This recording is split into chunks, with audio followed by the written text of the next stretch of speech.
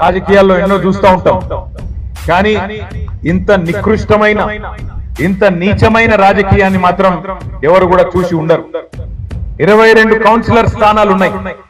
22 councillor స్థానాలు ఉంటే 14 స్థానాలు మనం గెలుచుకున్నాం. అంటే అవుట్ రైట్ మెజారిటీ వచ్చింది. వచ్చిన తర్వాత చర్చనే లేదు. అక్కడేం పెద్ద చర్చించడానికి ఏం లేదు, తర్కించడానికి ఏం లేదు.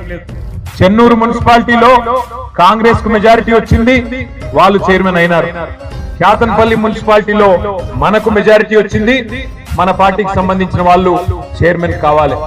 కానీ ఒక్క మున్సిపాలిటీ కోసం, ఒక్క మున్సిపాలిటీకి, ముఖ్యంగా మంత్రి గారి నియోజకవర్గం కాబట్టి, మంత్రి వివేక్ గారి నియోజకవర్గం కాబట్టి, ఆయన అహం దెబ్బతిన్నది కాబట్టి ఆయన మొత్తం ఇందిరమ్మ రాజ్యాన్ని తలపించే విధంగా, ఇందిరమ్మ రాజ్యం అంటే ఆనాటి ఎమర్జెన్సీ రోజులను తలపించే విధంగా, ఏదో పక్క దేశం మీదకి యుద్ధానికి పోయినట్టు, సైనికుల కవాతు నిర్వహించినట్టు క్యాతనపల్లిలో మరి పెద్ద ఎత్తున దాదాపు 1000 మంది పోలీసులను పెట్టి, ఆనాడు మా కోవాలక్ష్మి గారు ఇన్ఛార్జ్ ఉండే, తమ్ముడు సుమన్ అక్కడనే ఉండే, వాళ్ళ ఇంటి ముంగట్టుకెళ్లే కౌన్సిలర్లను భయభ్రాంతులకు గురి చేస్తూ 1000 మంది పోలీసులతో కవాతు నిర్వహించినారు.